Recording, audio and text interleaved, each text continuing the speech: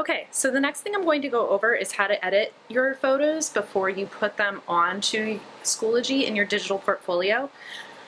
I'm going to just use the software that's on my smartphone. If you have knowledge of a more sophisticated software that you'd like to use that you're more comfortable with, you may go ahead and do that.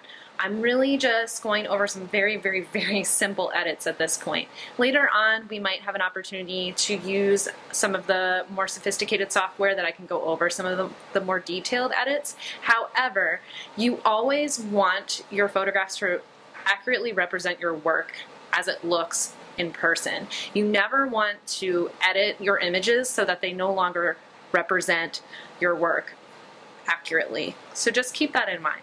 Okay, so the first thing I want you to do is go through all of the images that you took and pick out the good ones, ditch the bad ones. Okay, so this one was out of focus, so I'm definitely going to throw that one out.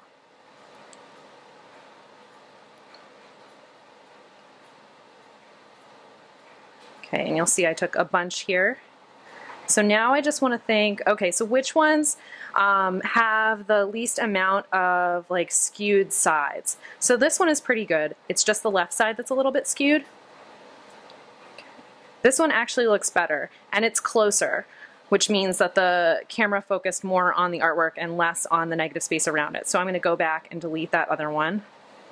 Okay, so this one is my best one so far. Okay, and then this is the other artwork that I photographed.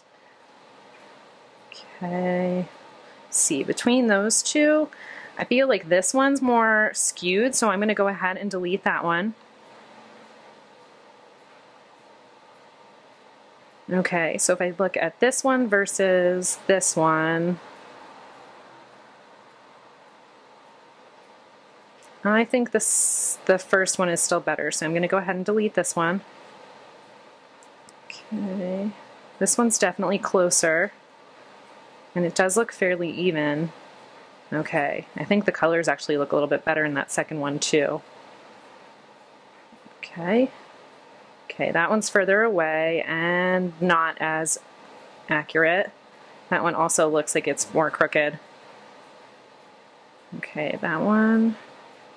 Okay, so I'm down to this one and this one. Okay, and so I have my two images that I'm going to edit. Okay, so for editing, the first thing that I want you to do is to go ahead and rotate and crop anything that you need to rotate or crop. So I'm just going to do this on the editing software that's included with my smartphone. And so what you'll notice, if you need to rotate something, there's a little box here with an arrow, so that would rotate it 90 degrees counterclockwise if I needed to. If you need to just rotate it a smidge, you can actually use this little thing down here to rotate it just a little bit, like if it's a little bit crooked. Okay, that looks good. And then to crop, I'm just going to pull these corners in. So I do have some negative space around the image, so I'm just going to go ahead and just carefully pull those corners in to make sure it's right at the edges of the artwork. I want to try not to crop any of the artwork out. Now that is easier if you were really careful and paid really close attention to, oops, I just nudged it the wrong way there. If you were really careful when you were taking the picture.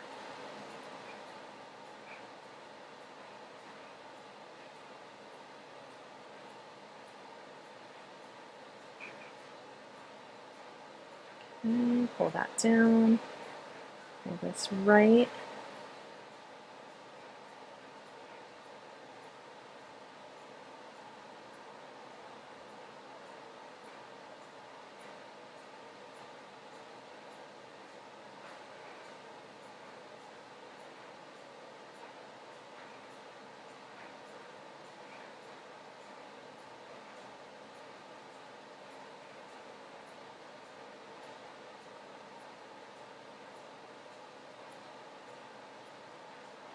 Okay, and then when you feel like you're done, just hit the done button. Okay, and then I'm going to go back to edit, actually. And just know that if you ever make a change that you want to revert, sometimes there's like a step back button that you can use. So here it says revert, so I could actually go back and change things if I wanted to. Okay, so after crop, there's also this. I don't want you to play with anything like this at all. So these are just different options to change the look of the piece. Or the photograph to make them like black and white or like look kind of vintagey. Again, we want your pieces to reflect what your artwork actually looks like. So don't use any of those changes, okay? We are making small edits for your artwork to, or for your photograph to represent what your artwork looks like. Now, if you feel like the exposure from when you took the image is too dark or too light, you can play with the exposure in editing software. So it's simply called light here. If I hit here, there's more options. So there's one that's exposure. So if you feel like it's too light, you can darken it a little bit. If you feel like it's too dark, you can lighten it a little bit. And you can play with the overall exposure. If you feel like just the highlights are too light, you can sometimes just control the highlights or the shadows, the overall brightness, the contrast. If you feel like it looks really gray and blah because you took it in some lighting that maybe wasn't your first choice, sometimes by adjusting the contrast, you'll be in good shape, okay? Black point, I'm not gonna talk about that because that's not really included in all of the image editing software. So if you need to play with any of that, the way that I recommend doing this is shifting it dramatically, and then just like kind of honing in on where you feel like the best spot is. It's really nice if you have the artwork nearby. In fact, I would highly, highly, highly recommend that you look at the artwork to make sure that what you're seeing here matches what you see on the artwork. So just keep that in mind. Okay. And so if you feel like the exposure in camera was off, that's a way that you can adjust that. And then again, you can go through these as you feel like you need to. You can also work on color. Okay, so saturation is the overall brightness or dullness of the color. Contrast is going to be the darks and the lights and how intense they are or how gray they are. Cast is going to change the color cast of the image. So again, different types of lighting are going to give you a different kind of color cast, and you want the artwork to look like it looks when you see it, and that's why natural lighting is really the best light to use when you're photographing. So that way you don't have to adjust too many things with cast. Cast is a little bit more difficult to explain with the images that I took. However, if you have a photograph of an artwork and you feel like it has a really yellow cast or a really blue cast, this might be a place that you can fix that, and I can always help you to touch those things up independently as well.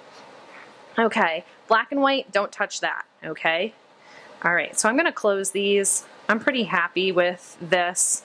Feel like it does accurately reflect my work, and so I'm just going to go ahead and hit done. It's going to save my photo, and then I have it here to consider uploading to Schoology. Okay, I'm going to go ahead and do this one next. So again, I'm going to press edit. I'm going to press the crop button. I'm going to rotate this one, and then I'm going to go ahead and start to crop the negative space out. So it is a little bit hard. I have kind of like clumsy fingers here, so it's a little bit harder for me to do this with a smartphone. But again, like I said, I think this is probably going to be the most accessible way for you to get images of your artwork. And that's what's important to me, is that you are adding to your digital portfolio. This way you can look at your work all at once easily without having to pull it all out. You can show people at home your artwork really easily without having to drag it back and forth between home and school.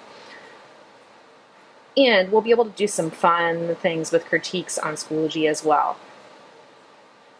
Okay, so I just need to pull this one side in, which I'm struggling with a little bit here.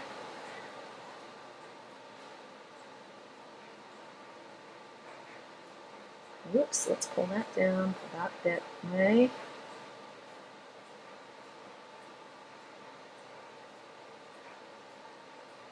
There we go.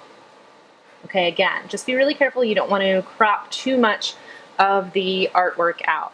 Now again, if your overall photo is angled a little bit, that you can fix with this little protractor looking area down here. If at any point you feel like you need to start over, you're cropped in too far, you can always hit the reset button. Okay, but I feel good about that, so I'm going to go ahead and just hit the crop button again. Again, I'm not going to do any of those like funky changes where it makes things look like vintage and whatever. I'm going to go ahead and jump right over here. I'm going to go into lightness and darkness, and I'm going to hit this. I'm going to go to exposure, and I'm just going to kind of shift this a little bit lighter because I do feel like it is a little bit dark. Then I can go back.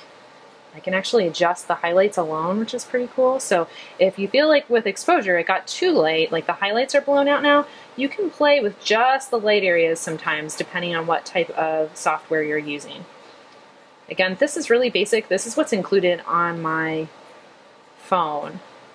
And certainly if you want to try something else out, you can see what's available to you. There are different image editing softwares that are free online that you could try out.